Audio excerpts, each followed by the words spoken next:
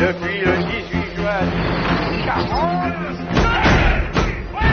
Offensive sur terre à laquelle participeront en première ligne les Marines qui sont chargés de cette opération.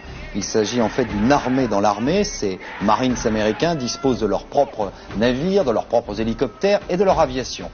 Leur force, c'est la rapidité avec laquelle ils peuvent conduire une telle opération.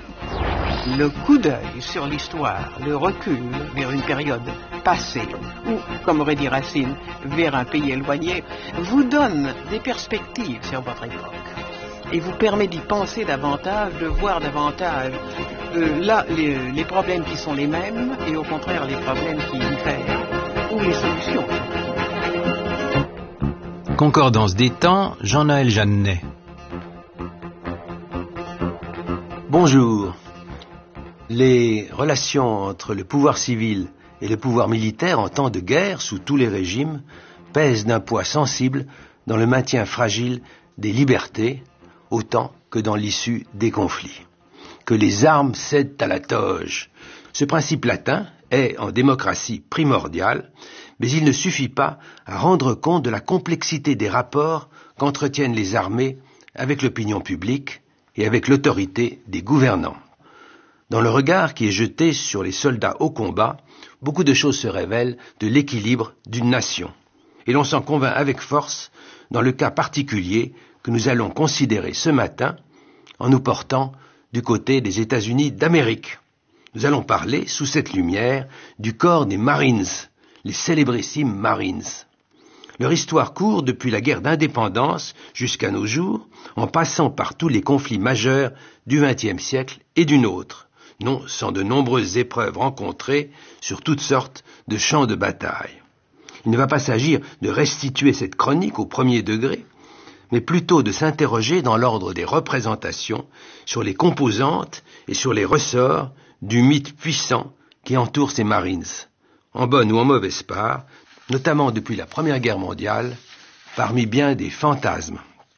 Il va s'agir de son émergence, de ses avatars, de ses triomphes, de ses malaventures, et aussi de sa construction systématique, souvent. Mon invité, Nicolas Aubin, spécialiste d'histoire militaire et de sociologie politique, publie sur ce sujet un ouvrage fort bienvenu. Sous sa plume surgit un corps militaire qui s'est progressivement affirmé comme une armée dans l'armée. Un corps tout à la fois novateur et conservateur, habile à faire fonce sur les procédés multiformes de la propagande et s'affirmant par là même du côté du meilleur comme du pire, comme une source d'inspiration pour tous les 16 ans et qui s'est rendu célèbre aux États-Unis par la qualité de ses chansons satiriques dans les années 50 et 60. Cette chanson, on aura compris qu'il s'agissait d'un regard ironique sur les interventions diverses des États-Unis avec leurs Marines dans différentes conjonctures. Complètement. Tom Lehrer se moque de ces Marines qui seraient le bras armé des États-Unis, la solution à tous les problèmes, la solution définitive. On utilise la force et les problèmes sont réglés, que ce soit en République dominicaine où les Américains viennent d'intervenir, mais également au Vietnam où les Marines viennent de débarquer en grande pompe. C'est 65, c'est le moment 1965, précis. Oui, l'année de la chanson. Et on y retrouve également cette médiatisation du corps, puisqu'il fait explicitement référence à deux acteurs, John Wayne et Randolph Scott, qui ont porté l'uniforme des Marines à l'écran. Il fait référence à l'hymne des Marines en rappelant ses interventions à Tripoli et c'est son intervention au Mexique, au palais de Moctezuma, qui sont évoquées dans l'hymne du corps, qui sont en fait elles-mêmes largement des montages a posteriori. Donc oui, cette chanson est une très belle farce, mais qui dit beaucoup du corps des Marines. Alors pour ouvrir notre conversation, il faut peut-être que vous nous rappeliez ce que sont ces Marines. C'est un cas assez unique d'un corps spécifique à l'intérieur d'une autre armée et qui est garanti par une loi. Quelle originalité, quelle nature? Le corps des Marines, quand il est créé en 1775, est rattaché au département de la Navy, au département de la Marine, mais il ne fait pas partie de l'US Navy. C'est une structure qui est parallèle à l'US Navy, dans le département de la Marine, au département de l'armée, est rattaché l'US Army. Les fusiliers marins, on dirait en français. Voilà. Ces fusiliers marins sont donc totalement indépendants de l'US Army, qui sont simplement des partenaires et des rivaux. Progressivement, ce corps des Marines va passer d'une formation de quelques centaines d'hommes chargés de maintenir l'ordre à bord des navires de la flotte à une structure tentaculaire qui compte aujourd'hui plus de 180 000 soldats, qui dispose de sa propre aviation, qui dispose de son artillerie et qui est une véritable force de projection dont les éléments sont en permanence à bord des navires de la flotte et qui peuvent intervenir en quelques heures sur les littoraux du monde entier. Il n'y a pas d'équivalent dans le monde d'une armée à l'intérieur d'une armée qui la dépasse et qui est garantie par une loi. Je ne pense pas. Je n'en ai pas trouvé d'équivalent. À la fois par leur ampleur et par son statut, effectivement, son statut très particulier de corps qui fait partie de l'identité même des États-Unis et de ce point de vue a été panthéonisé, sanctuarisé par la législation américaine. Et qui nous conduit directement sur la problématique qui est la vôtre, Nicolas Aubin, c'est-à-dire une réflexion sur le mythe. Vous dites à un moment donné dans votre ouvrage que le mythe est une légende qui a échappé à son créateur. Alors la question évidemment est de se demander comment une organisation militaire accessoire a finalement pu réussir à devenir ce mythe précisément patrimonial américain au rayonnement universel.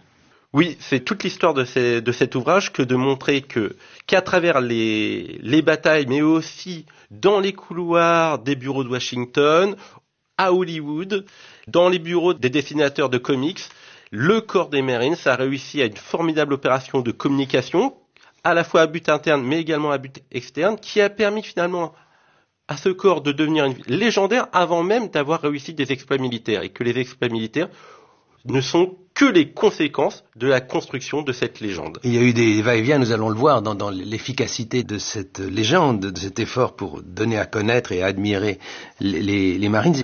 Revenons donc au tout début, naturellement, là encore largement mythifié. Mais ces personnages que vous évoquez, qui sont les 8 d'origine, et ça remonte, bien sûr, c'est essentiel dans la mémoire des Marines pour les glorifier, ils ont participé déjà à la guerre d'indépendance. Exactement. Les Marines se considèrent comme la quintessence de l'Amérique. Ils sont l'Amérique. Et dans leur histoire, le hasard, mais pas complètement le hasard, veut qu'en fait leur création ait été spontanée. Ce n'est pas une création institutionnelle par le Congrès. Ce sont des Américains qui, au tout début de la guerre d'indépendance, ont décidé de s'inscrire en tant que volontaires combattants sous le titre de Marine. Il y a une lithographie qui est restée célèbre ? Oui, dans les années 1920, on a eu, lorsque le corps a voulu rédiger sa première grande histoire qui devait enraciner cette légende, le service historique a fait appel à plusieurs dessinateurs qui devaient matérialiser, visualiser cette légende, et l'on voit très bien dans cette lithographie comment le Marine d'origine porterait déjà les valeurs du Marine des années 1920. On le voit traversant une forêt américaine, mais qui ressemble beaucoup à la jungle que l'on rencontre dans les îles d'Amérique latine. Ils sont 8, ils sont déterminés, on ne voit pas leur visage parce que l'individuel s'efface derrière le collectif. Et on lutte contre les Anglais du côté du lac Champlain. Voilà, cette colonne est là pour rejoindre le lac Champlain. Ils portent la solde qui est destinée à des insurgés du secteur. Et ils sont déjà confrontés à un élément qui est très fort dans le mythe Marines, à savoir qu'ils franchissent la frontière de l'inconnu, ils s'avancent dans cette forêt qui est vide d'hommes, hein. C'est le mythe de la frontière qui est transgressé et qui est un mythe fondateur aux États-Unis. Et d'une certaine forme, ce sont aussi des pionniers. Les Marines sont des pionniers, ils innovent et ils s'aventurent dans l'inconnu les premiers. Alors au XIXe siècle, quelle est leur histoire ? Au XIXe siècle, leur histoire est assez... c'est une histoire difficile. C'est l'histoire d'un corps qui est destiné essentiellement à maintenir l'ordre à bord des navires de la flotte. C'est sa fonction première, mais avec forcément des conflits avec les marins ordinaires. Avec immédiatement des conflits avec les marins qui n'en voient plus l'utilité. Parce que des mutineries, il n'y en a pas sur les navires de l'US Navy, qui voient une présence insupportable parce que ça sous-entend justement que les marins sont indisciplinés. Et très rapidement, le corps des Marines est confronté à un risque de disparition. Et il va, dès le XIXe siècle, s'employer, alors qu'il n'est fort que de quelques centaines d'hommes. Il n'est rien, il n'a aucun pédigré. Parce que pendant la guerre d'indépendance, il ne s'est pas démarqué des autres unités de l'armée américaine. Et dans la guerre contre le Royaume-Uni de 1812, leur image est assez déplorable. Oui, véritablement, ils n'ont aucun fait de gloire à leur actif. Et de surcroît, ils ont une image de troupes alcooliques, avec des officiers incompétents, très souvent recrutés non pas justement parce qu'ils ont la fibre militaire, mais plutôt pour être placés parce qu'ils sont issus de familles aristocratiques et on place le cadet dans les Marines parce qu'on ne sait pas trop quoi en faire. Et ce corps, finalement, son existence, sa survie, il ne la doit qu'à un lobbying très précoce auprès du président des États-Unis en personne, par exemple en plaçant l'orchestre des Marines comme orchestre du président, ce qui va permettre d'animer les balles, en défilant dans les rues de Washington davantage qu'en combattant. Mais comme souvent dans l'histoire des Marines, il y a un personnage qui va se saisir de l'ensemble et contribuer à faire émerger les Marines dans la considération du pays. Je pense à Archibald Anderson, auquel vous faites un sort dans votre livre. Archibald Anderson, il est surnommé comme le grand homme du Marine Corps, déjà parce qu'il a été commandant pendant plusieurs décennies, et il est celui qui va réussir à faire passer un premier palier au corps, notamment par le biais de la communication. Il cherche en permanence à mettre les Marines sur le devant de la scène, il est toujours volontaire pour engager ses troupes, alors que ce soit pour écraser une émeute dans les rues de Philadelphie, pour aller mater une tribu indienne que l'on cherche à expulser. Anderson dit envoyons les Marines, on va les mater. Send the Marines. Ouais, send the Marines, exactement. Et au moment de la guerre contre le Mexique en 1846, il va tout faire pour que les Marines envoient un contingent aux côtés de l'US Army pour combattre les Mexicains. Et rarement cela fonctionne très bien, mais par contre, comme Anderson est très fort en communication, il arrive régulièrement à retourner ses échecs militaires en succès médiatique. Et progressivement, le corps des Marines occupe une place légitime dans la bonne société de la côte est américaine. Il n'est pas encore connu au-delà. Avec l'émergence de son hymne officiel, qui est toujours celui des Marines. Ces paroles sont de 1879 et c'est sur un air d'Offenbach, un air emprunté à Offenbach. Écoutez ce morceau du chant des Marines.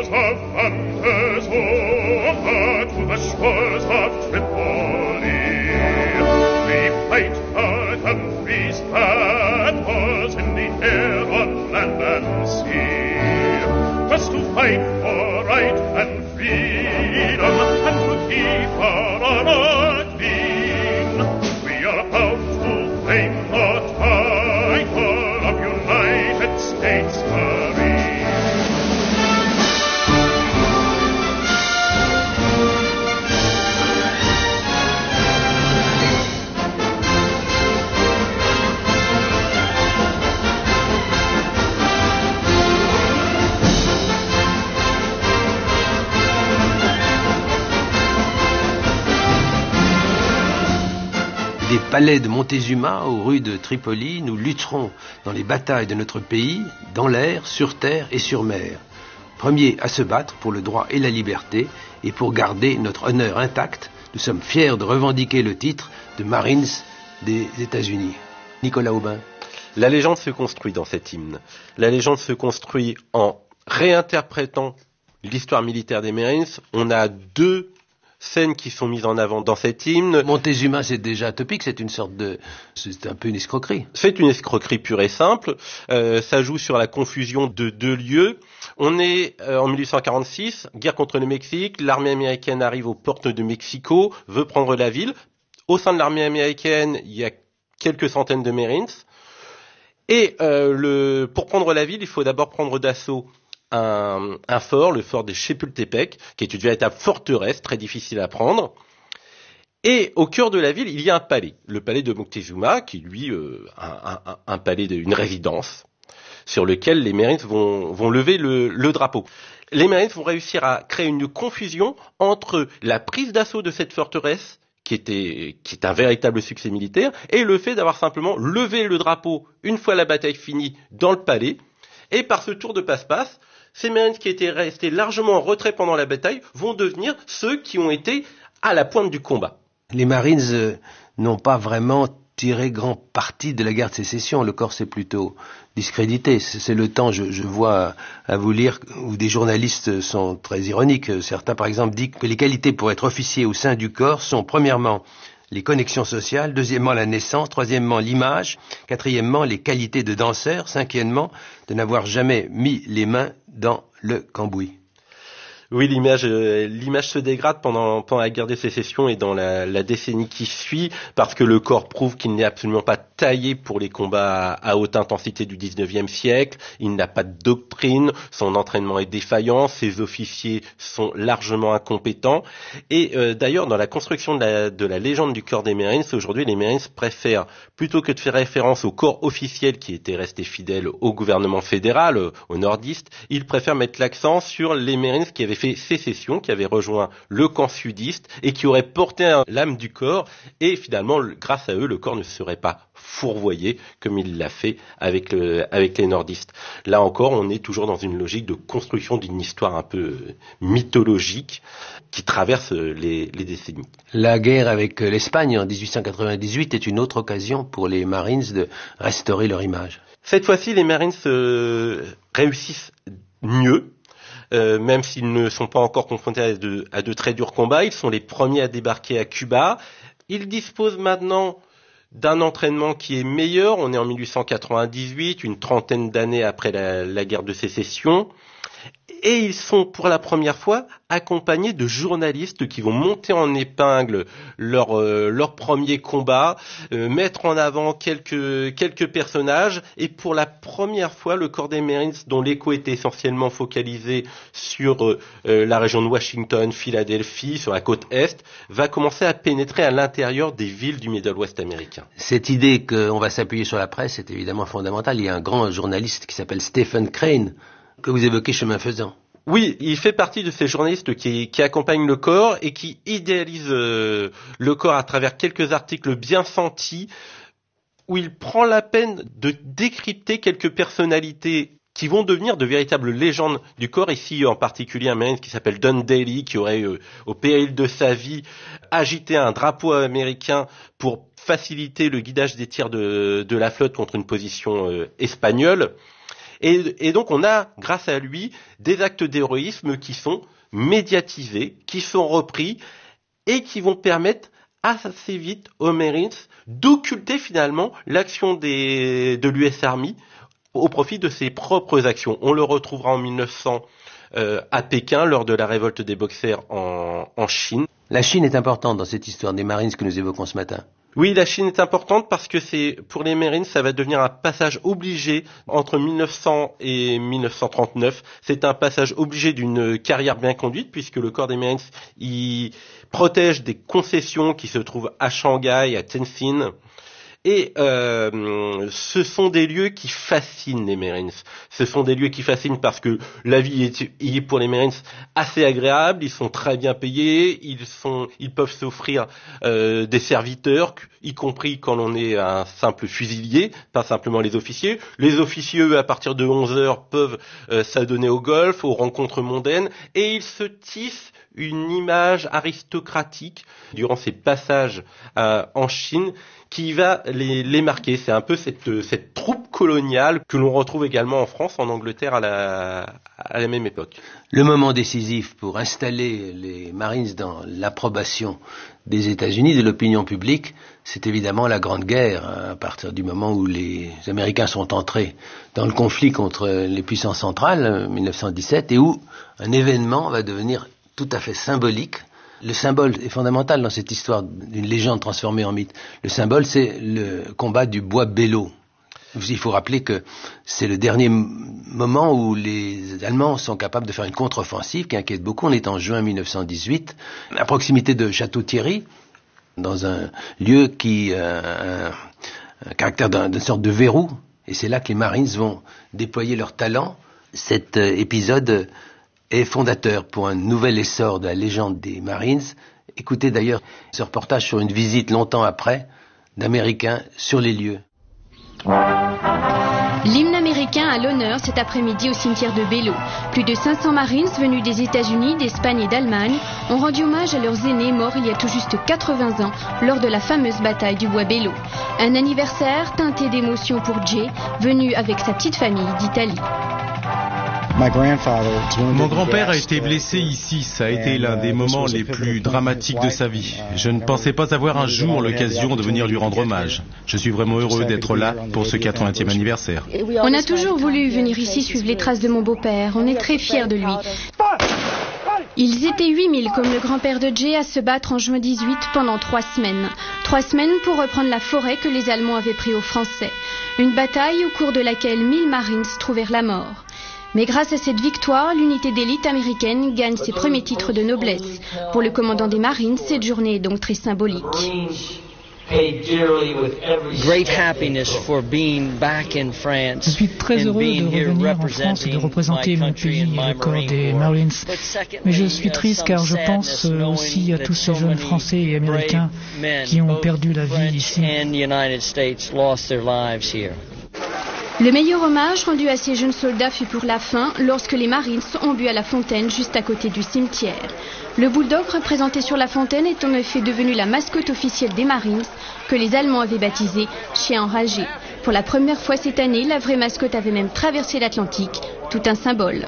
L'archive date de mai 1998, c'est-à-dire qu'il s'agissait du 80e anniversaire de ce moment mythique de l'action des Marines en France, du côté du Bois Bello.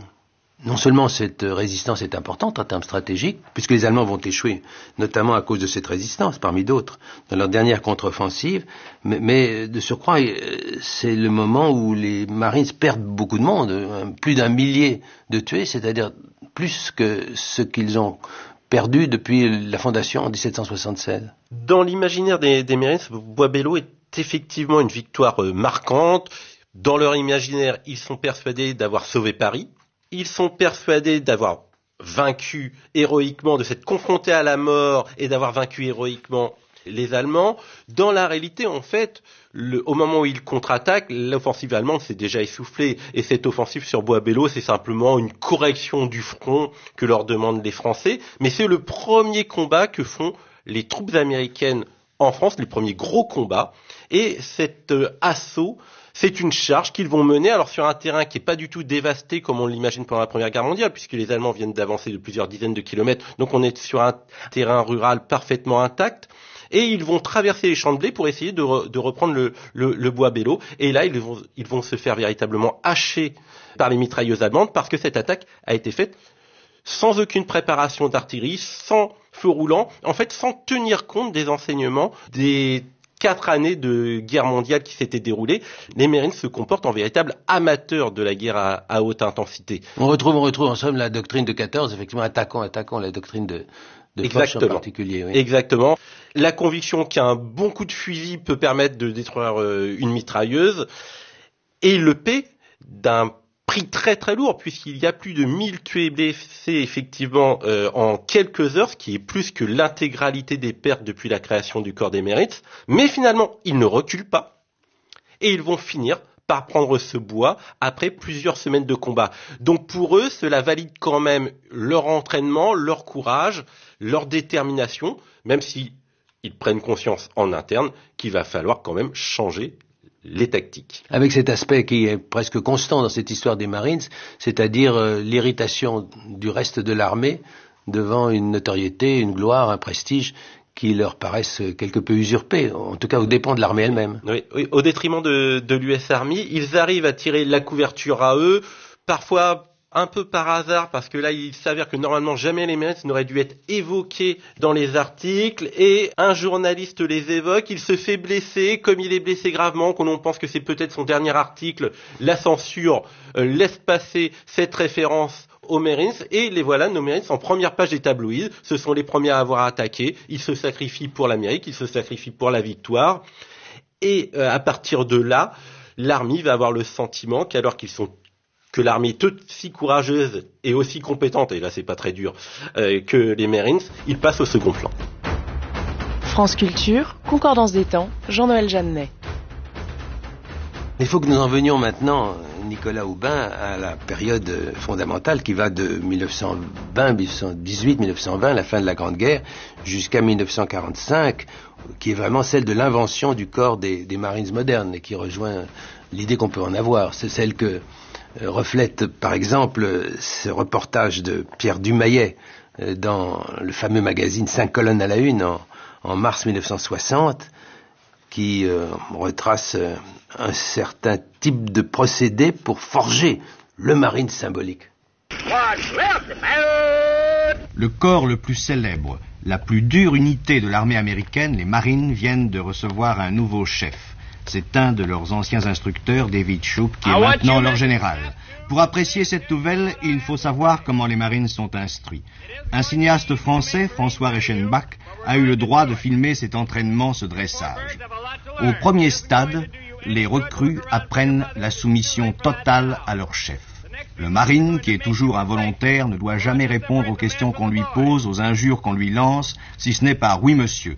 Exemple, comment vous appelez-vous? Oui, monsieur. Fichez le camp? Oui, monsieur. Et pas seulement yes, yes, sir. Yes. Say yes, sir, idiot. Did you shave this morning? I tried. What? No, sir. I didn't get a chance to shave this morning. Get that crummy chin up. Yes, sir. Higher and keep it there. Danielle! Les paroles ne doivent plus avoir de sens. Seuls les ordres comptent.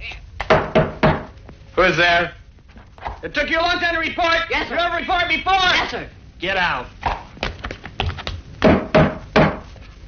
Sir, next time you say yes, sir, understand? Out. What? Yes, sir. What'd you say? I can't hear you, mister. Say a little louder. Yes, sir. Come on now, speak up. Yes, sir. Louder. Yes, sir.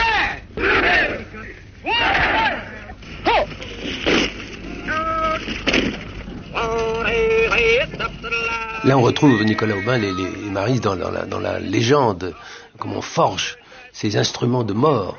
Oui, il est assez intéressant de noter que peu d'unités militaires voient leur entraînement mis en avant. Dans le cas des Marines, tout le monde connaît le sergent instructeur, tout le monde connaît la dureté de l'entraînement, alors que la plupart du temps, dans les autres unités militaires, on se focalise sur leurs exploits sur le champ de bataille. Et c'est calculé par le désir de notoriété, de prestige et de mythologie. Exactement. Cet entraînement a été mis en place dans les années 20 à l'initiative du deuxième grand homme du corps des Marines, qui s'appelle John Lejeune, commandant du corps dans les années 1920. Un nom français? Une consonance française, effectivement. Ce John Lejeune, qui prend le commandement du corps au lendemain de la Première Guerre mondiale, veut absolument faire du corps des Marines la première unité militaire du monde, unité d'élite. Donc pour cela, il a besoin d'un entraînement pour forger de véritables soldats. Il a également besoin de se forger une doctrine, et c'est lui qui va être le moteur du basculement du corps des Marines vers l'action amphibie, qui va en faire l'unité de pointe lors de la guerre du Pacifique. Et ils étaient devenus une force d'action coloniale au début du XXe siècle. Et dans les années 20, dans les années 30, ils vont devenir une force d'action amphibie, une force de débarquement, parce que John Lejeune est persuadé que la future guerre opposera les États-Unis au Japon et que cette guerre exigera de nombreux débarquements dans le Pacifique, et il veut que ces Marines en soient la pointe. Et c'est ce qui se passe de fait pendant la guerre du Pacifique à partir de Pearl Harbor contre les Japonais. Il faut que nous attardions un instant, Nicolas Aubin, sur ce moment. La légende ou du mythe des Marines trouve là un moment essentiel. Oui, la guerre du Pacifique est véritablement le creuset qui fond de ce Marines, un guerrier d'élite. Cette guerre du Pacifique, elle réalise le discours de John Lejeune dans les années précédentes, que les Marines sont bel et bien une troupe d'élite et qu'ils sont le meilleur de l'Amérique. Et à cette occasion de la guerre du Pacifique, ils vont également se doter d'une nouvelle dimension. Ce sont des martyrs, ceux qui donnent leur vie en toute conscience pour une cause qu'ils estiment juste et supérieure. Et c'est ce que l'on retrouve dans le discours, dans toute la médiatisation qui va être faite de cette guerre du Pacifique, parce qu'une nouvelle fois, les Marines vont se révéler experts de la communication, ils vont se mettre en scène, ils vont non plus inventer des exploits, mais les accomplir, de fait. Ils les accomplissent et ils les mettent en lumière. Ils sont les premiers à oser montrer des corps de soldats américains déchiquetés par les balles, déchiquetés par les obus, alors que tout le monde pense que cela va traumatiser l'Amérique. Eux, ils disent que non. Au contraire, c'est montrer la réalité de la guerre et c'est montrer la force des Marines, le courage de ces Marines. Les Marines, au tout début, acceptent la mort. Beaucoup de Marines partent à la guerre en ayant le sentiment qu'ils vont y rester.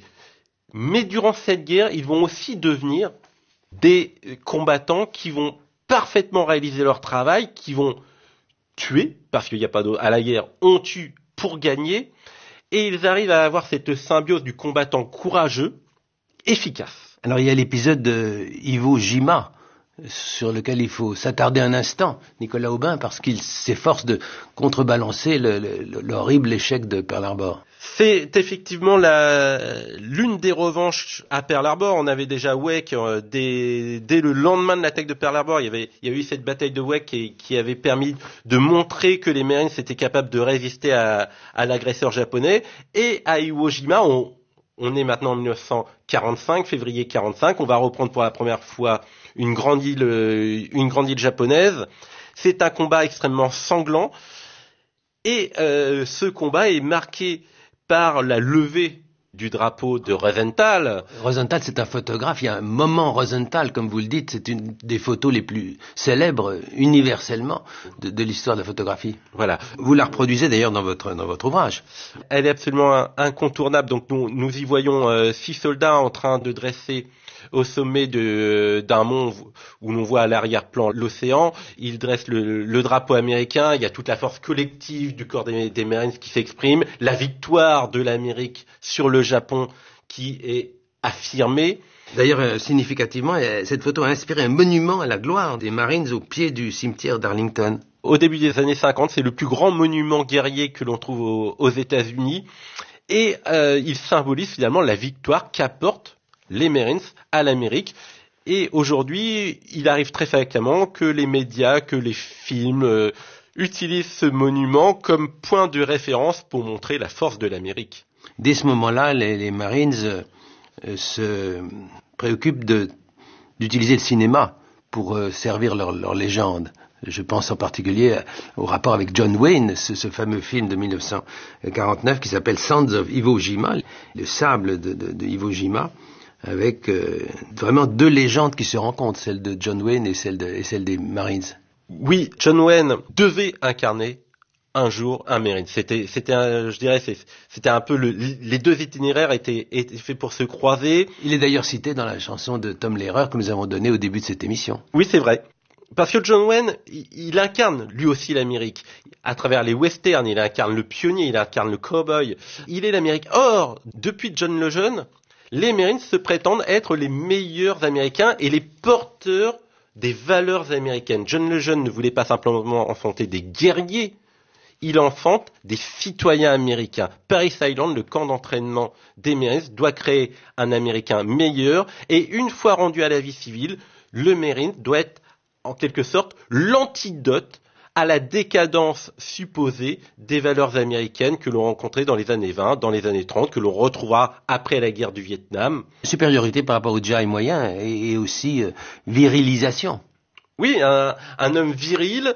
Le Marine est par essence un homme viril, un aventurier, un guerrier ultime, un pionnier parce qu'il franchit la frontière comme doivent le faire tous les Américains. Dépasse les questions raciales aussi. Il dépasse les questions raciales parce qu'il ne se préoccupe pas de la couleur de la peau. Le Marines est porteur de valeurs qui lui sont propres et qu'il entend diffuser à travers l'Amérique. Il y a un côté réactionnaire chez les Marines. Ils rêvent d'accomplir le message des pères fondateurs, permettre aux États-Unis d'éclairer le monde. Ils sont persuadés que les valeurs américaines sont les valeurs supérieures.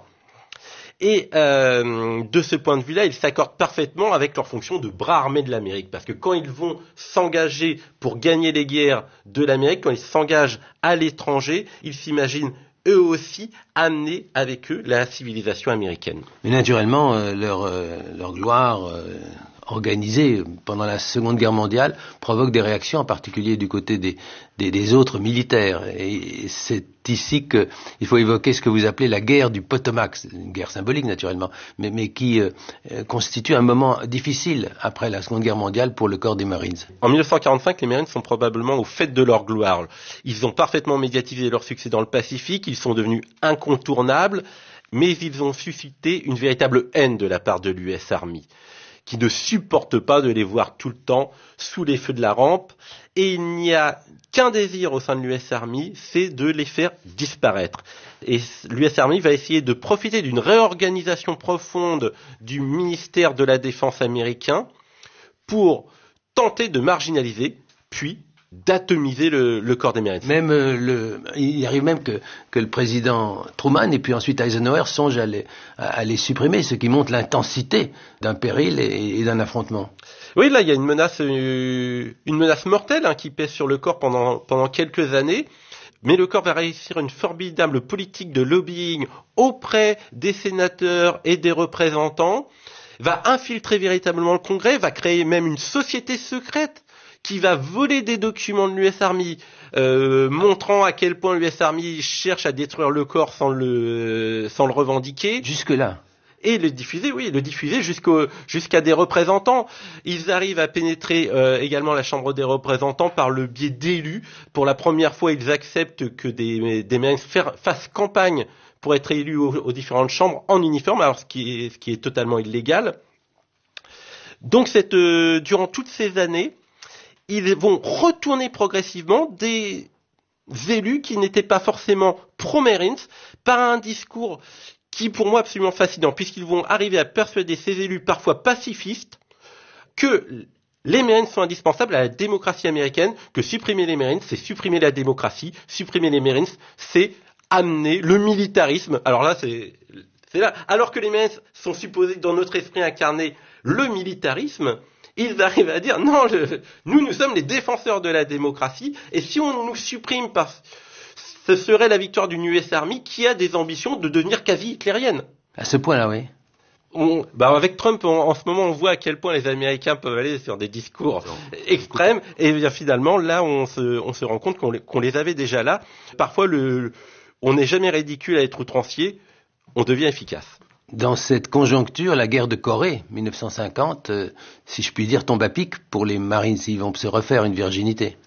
Écoutez donc ce reportage de Jacques Salbert, envoyé de la télévision française au moment clé de l'histoire de la guerre de Corée. Vous vous rappelez l'arrivée jusqu'à l'océan des troupes communistes et puis la réaction des Américains sous la bannière des Nations Unies.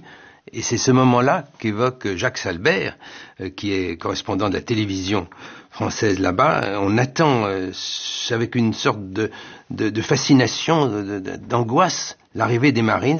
C'est un extrait du journal parlé de la RTF le 4 septembre 1950, le début du retournement de la guerre. Les Marines jouissent d'un prestige considérable aux États-Unis. Les Marines, c'est un peu une unité de commando et une unité de légion étrangère. C'est un peu la même. C'est une troupe de choc, c'est une troupe avant tout combattante. Les Marines sont arrivés en Corée en renfort, c'est-à-dire plus d'un mois après le déclenchement des hostilités. Ils ont débarqué en Corée peut-être à un des moments les plus critiques de la campagne de Corée. En effet, les Nord-Coréens attaquaient dans la région de Sinju, dans la région de Masan, et on craignait que le port de Pusan, qui est le principal port de ravitaillement des Américains et des armées des Nations Unies, soit complètement coupé de Daegu, qui était encore la capitale de la Corée du Sud.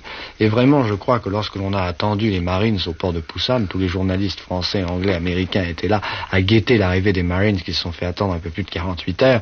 Quand ils sont arrivés, ça a vraiment été une explosion de joie et de soulagement, je crois, dans toute l'armée américaine. L'arrivée des Marines en Corée s'est vraiment répandue comme une traînée de poudre sur tout le front de Corée, et aussi bien dans l'infanterie que dans l'artillerie que dans l'aviation. Tout le monde a eu le sourire. Du moment que les Marines sont là, nous sommes sauvés. Les Marines, c'est un peu l'unité américaine qui a tous les droits et qui a surtout toutes les faveurs des services de ravitaillement américains. Rien n'est trop beau pour les Marines. Dès qu'il y a une arme nouvelle, on la donne aux Marines. Les Marines ont leurs hélicoptères pour faire du transport de blessés. Enfin, c'est un luxe d'armement considérable, mais une puissance de feu également considérable. un recrutement d'élite, surtout parmi les officiers. Les meilleurs officiers de l'armée américaine sont officiers dans les Marines. L'encadrement des Marines est extrêmement sérieux et extrêmement efficace et certainement un encadrement d'élite.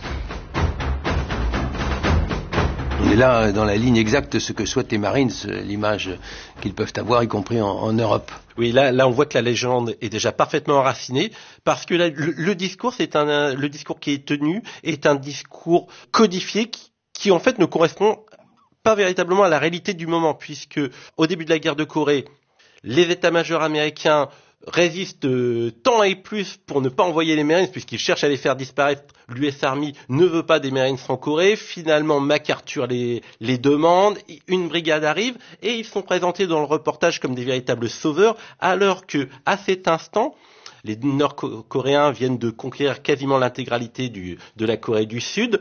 Il y a déjà des GI, donc des soldats de l'US Army qui combattent, puis une division, et les Marines qui arrivent après eux ne sont qu'une petite brigade, très mal équipée, parce que pour le coup, le corps avait vu ses fonds diminuer de manière considérable juste après la Deuxième Guerre mondiale. Donc cette brigade, elle est faite de briques et de broc. Sous l'effet de cette guerre du Potomac que vous évoquez. Sous l'effet de la guerre du Potomac. Mais elle est attendue comme le Messie.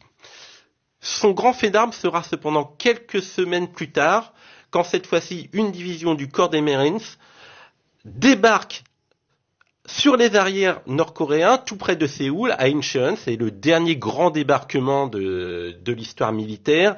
Il prend à revers complètement l'armée nord-coréenne qui est obligée de reculer. Et quelques jours plus tard, toute la Corée du Sud est libérée et les forces de l'ONU pénètrent en Corée du Nord. Et naturellement, les dirigeants des Marines en profitent pour améliorer encore leur image, si possible. Oui, ce débarquement d'Incheon est du pain béni, puisqu'il prouve non seulement l'utilité des Marines, puisque l'assaut amphibie que l'on pensait dépasser avec l'invention de la bombe atomique, l'US Army disait plus jamais on débarquera autant de troupes en un seul lieu, parce que la flotte se fera nucléariser avant que le premier homme ait touché la plage. Et là, cet événement montre que si l'assaut amphibie a encore de l'avenir, et donc que les Marines ont encore de l'avenir. Les forces de projection. Oui. Quelque temps après arrive la guerre du Vietnam, qui en revanche va être beaucoup moins adaptée au tempérament des Marines, à leur mission, à l'image qu'ils ont d'eux-mêmes, se perdre un peu dans les rizières, et qui va aussi correspondre d'ailleurs à un moment de rejet d'une grande partie de l'opinion publique à l'égard de ce que les Marines représentent d'un point de vue militariste. La guerre du Vietnam est pour les Marines identique à l'expérience vécue par l'US Army. C'est une guerre qui n'en finissait pas. On ne trouve pas les clés de la victoire militaire, parce que de clés de victoire militaire, il n'y en a pas. C'est le problème, il est davantage politique. L'innocence perdue, dites-vous. Oui, c'est l'innocence perdue, parce qu'il y avait cette conviction que les Marines pouvaient toujours l'emporter, que l'action armée était la solution à tous les problèmes, et il y avait cette confiance en soi que les Marines perdent au Vietnam, et cette innocence perdue aussi parce que pour la première fois, les Marines, ou tout du moins le commandement des Marines, s'est persuadé que au Vietnam, le corps a commencé à se perdre, à se pervertir par l'introduction d'éléments néfastes qui ont proliféré à l'intérieur du corps pendant cette sale guerre, l'introduction de la drogue, le problème des minorités. Une guerre frustrante à la fois et meurtrière. Une guerre frustrante, très meurtrière, et dont les Marines n'assument absolument pas l'échec. Parce que pour eux, ils ont gagné militairement au Vietnam, ils avaient les solutions pour gagner au Vietnam, ils montrent notamment en épingle des actions de pacification dans les villages où ils avaient décidé de mettre à demeure une dizaine d'hommes, des pelotons de Marines qui étaient chargés de contrôler le village, d'éviter que les Viet Cong n'y pénètrent, et pour eux c'était la solution pour gagner la guerre. Et ils reprochent à l'US Army de ne pas les avoir imités. Ils montent également en épingle deux succès qu'ils ont obtenus, deux succès défensifs, la bataille de Hue et la bataille de Khe Sanh. Donc pour eux, ils n'ont rien à se reprocher. À chaque fois qu'il a fallu se battre, ils ont gagné. Ils avaient des solutions sur le plan contre-insurrectionnel, mais on ne les a pas suivis. La défaite, c'est une défaite des politiques, c'est une défaite de la société américaine, qui est décadente, qui perd ses valeurs, qui est de plus en plus déconnectée du corps des Marines. C'est précisément ce que refuse absolument l'ensemble de ceux qui ont combattu la guerre du Vietnam, et on voit notamment ce renversement de Hollywood, qui a longtemps servi l'image des Marines et qui maintenant vont contribuer à la dégrader. Et c'est l'occasion de faire un sort Film fameux de Stanley Kubrick, 1987, Full Metal Jacket. On va retrouver, mais en mauvaise part, la description de la formation incroyablement brutale des Marines. Écoutez cet extrait, le film est doublé bien sûr. Je suis le sergent d'armement Hartmann et votre chef instructeur. À partir d'aujourd'hui, vous ne parlerez que quand on vous parlera, et les premiers et derniers mots qui sortiront de votre sale gueule, ce sera chef, tas de punaise. Est-ce que c'est bien clair? Chef, oui, chef! Je n'entends rien. Montrez-moi que vous en avez une paire. Chef, oui, chef! Si vous ressortez de chez moi, les louloutes, si vous survivez à mon instruction, vous deviendrez une arme. Vous deviendrez un prêtre de la mort, implorant la guerre. Mais en attendant ce moment-là, vous êtes du vomi. Vous êtes le niveau zéro de la vie sur Terre. Vous n'êtes même pas humain, bande d'enfoirés. Parce que je suis une peau de vache, vous me haïrez. Mais plus vous me haïrez, et mieux vous apprendrez. Je suis vache, mais je suis réglo. Aucun sectarisme racial ici. Je n'ai rien contre les négros, Rital, Youpin ou Métèque. Ici, vous n'êtes tous que des vrais connards. Et j'ai pour consigne de balancer toutes les couilles de loup qui n'ont pas la pointure pour servir ma chère unité. Tas de punaises, est-ce que c'est clair? Chef, oui, chef! Je n'entends rien. Chef, oui, chef! On est sensible au fait qu'on insiste sur l'uniformisation des uns et des autres, quelle que soit leur origine ethnique. Les Marines, quand ils reçoivent des recrues, considèrent qu'il faut d'abord procéder à ce qu'ils appellent officiellement une égoïctomie. Éradiquer tout ce qui fait d'eux des civils, toutes leurs valeurs individuelles, pour ensuite les endoctriner, enraciner au plus profond de leur cerveau de nouvelles valeurs qui sont les valeurs du corps des Marines. Plus d'originalité individuelle. Plus d'originalité individuelle, plus de personnalité, on se fond dans le collectif.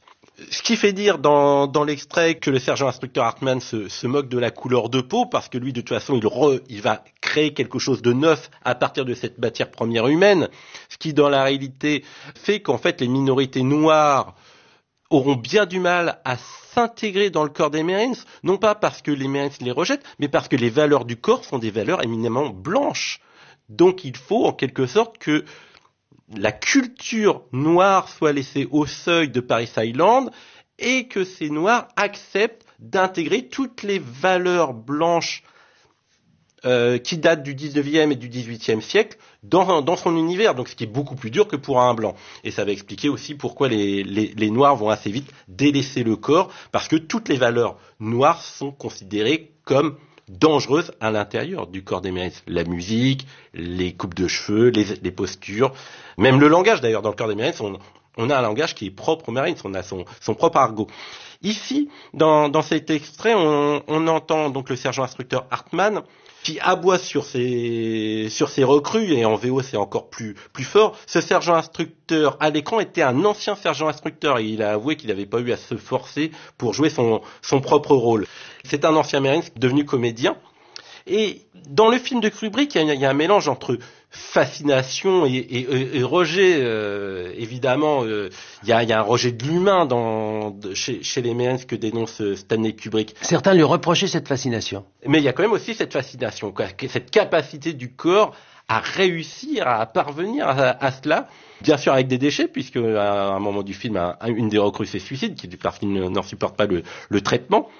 Mais il y a ce côté fascinant, et aujourd'hui d'ailleurs, on pourrait penser que ce film est répulsif pour s'engager dans le corps des Marines, il n'en est rien. La plupart des recrues disent que lorsqu'ils ont vu le film, cela leur a donné envie de vivre cette expérience. L'ensemble de l'histoire des Marines montre une capacité à organiser le recrutement original. On dit aux gens, on leur dit, rejoignez-nous et vous serez des hommes. Oui, rejoignez-nous, souffrez, confrontez-vous à vous-même pour devenir un Marine, le guerrier ultime. Et c'est cet aspect fascinant d'épreuve que l'on pourrait retrouver aussi dans les ordres religieux. Finalement, il y a un abandon, il y a un don de soi qui renvoie aux ordres religieux et qui ont été repris par les Marines. Mais qui peut paraître contradictoire avec un certain idéal de l'individualisme américain. Oui. C'est là-dessus que l'on a effectivement une apparente contradiction entre la culture individualiste américaine et le corps lui-même qui défend le collectif. Mais cette contradiction, en fait, elle n'est qu'apparente, parce qu'on est quand même chez les Marines, on a ce culte aussi de la libre entreprise, ce culte de l'innovation pour surmonter les épreuves. Et quelle est l'image alors aujourd'hui des Marines dans l'opinion américaine? Entre-temps, depuis la guerre du Vietnam, il y a eu évidemment les 2 guerres du Golfe où les Marines à nouveau ont été engagés et qui a pu leur apporter une certaine rédemption par rapport à la guerre du Vietnam, c'est votre formule. Mais néanmoins, ils ont eu à affronter des guerres urbaines, chose tout à fait nouvelle, avec en particulier l'épisode de Fallujah. Aujourd'hui, l'image des Marines est très positive aux États-Unis. Elle est de loin quasiment au double quand on fait des sondages. Les Marines apparaissent en première place parmi les unités appréciées par les Américains et le pourcentage est quasiment au double du deuxième qui est l'Air Force. Cette image positive, elle le doit évidemment à sa capacité à communiquer, mais aussi à sa capacité à se renouveler. Elle n'a finalement pas été tellement entachée par les opérations en Irak ou en Afghanistan. Fallujah reste une bataille urbaine qui est un modèle de succès, même si ça s'est payé du prix de centaines de morts du côté civil. Et du côté des Marines aussi d'ailleurs. Et du côté des Marines également. Mais là encore, c'est la preuve que lorsque l'on confie aux Marines une mission, ils y parviennent, quel qu'en soit le coût. Et la nature nouvelle, c'est de guérilla urbaine. Oui, ils sont capables de s'adapter. Et d'ailleurs, pendant la guerre en Irak, ils avaient fait aussi un effort pour développer leur action contre-insurrectionnelle. Ils ont compris que la violence n'était pas l'unique solution et n'allait pas être la solution en Irak, sinon on allait avoir un scénario à la vietnamienne, qu'il fallait aussi construire un lien avec les populations civiles. Et ils ont fait un véritable effort sur eux-mêmes pour s'adapter à ces nouvelles guerres. Avec d'ailleurs un succès forcément inégal quant à ses relations avec les populations. Oui, ça s'est finalement terminé assez mal. En Afghanistan, ils sont repartis sur un échec qui était flagrant puisque les talibans sont très rapidement revenus au pouvoir. C'est le moins qu'on puisse dire, un échec, oui. Et à partir de là, en fait, cette mue qu'ils avaient fait vers l'action contre-insurrectionnelle, ils vont la renier très rapidement. Et aujourd'hui, ils désirent revenir à la mer. Pour eux, la grande affaire du XXIe siècle, ça va être la guerre contre la Chine, autour de Taïwan. Ce seront des opérations maritimes et littorales où le corps des Marines aura toute sa place, à condition qu'il s'y prépare, à condition qu'il retrouve cette dimension amphibie qu'il avait failli perdre au début du XXIe siècle en Irak et en Afghanistan. Et aujourd'hui, il se reformate, il se restructure pour préparer ce conflit et il ne veut surtout plus entendre parler d'action de state building, comme ils disent, de fabrication d'un État, d'action au contact des civils. Ils veulent retrouver la guerre de haute intensité et ils l'attendent. Eh bien, ce sera le dernier mot de notre conversation. Nicolas Aubin, quant à cet équilibre toujours recherché, parfois perdu, entre la mer et la terre, entre la popularité aux États-Unis et la méfiance d'une partie de l'opinion publique.